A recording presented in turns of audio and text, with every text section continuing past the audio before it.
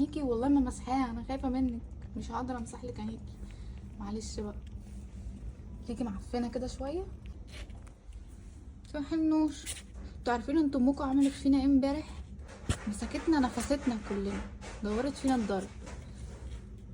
يبقى مش هقدر المسك بقى، معلش يعني، خلي امك تيجي تنزلي يومين 3 كده لحد ايه ما اهدى، وابقى همسككوا بقى. ما تلمسنيش من بعيد بقى، ماشي؟ لمدة يومين كده اما نفسيتي تهدى. بتاعك ده بتاعكوا.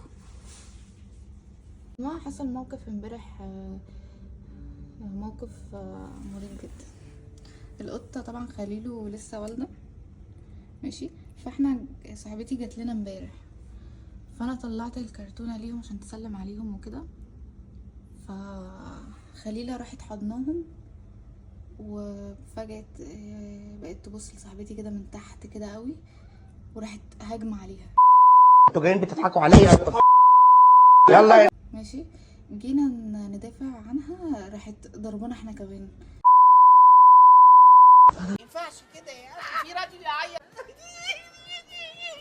جوزي بيدافع، راحت ضربها هو كمان. كلنا اتضربنا، يعني دورت فينا الضرب. فخور بيك جدا، ده انت استحملت ضرب ما يستحملوش 100 راجل. ما تقولش كده جوه. بجد الفيديو اللي انا نزلته ده مش هزار والله، ده اللي حصل بالظبط، بس ما فيش كاميرات في البيت صورت اللي حصل، فقلنا نقتبسه بقى. كانت بجد كلبة هاسكي.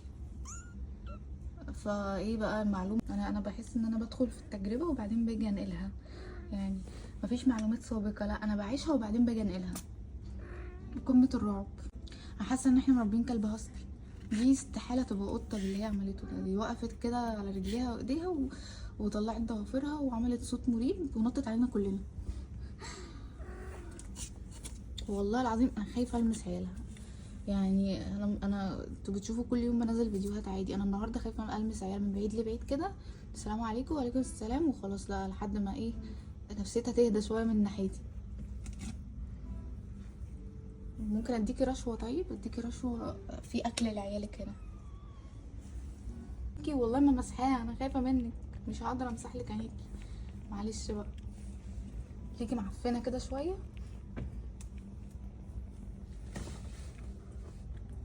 وابنك ده شوفي بقى مين هيهتملك بعيالك، معلش. يلا سلام عليكم، سلام عليكم، باي باي باي. متبصيليش كده، ما تبصيليش كده. اتحمى فيها يا اخويا، اتحمى فيها، انت اتحمى بكلب هاسكي. امك هي جيشك الوحيد حرفيا. ما تبصيش كده، مش طايقاكي، ماشي؟ ما تتعامليش معايا تاني. امك لما تبقى امك هي جيشك الوحيد، صح يا اخويا؟ ماشي.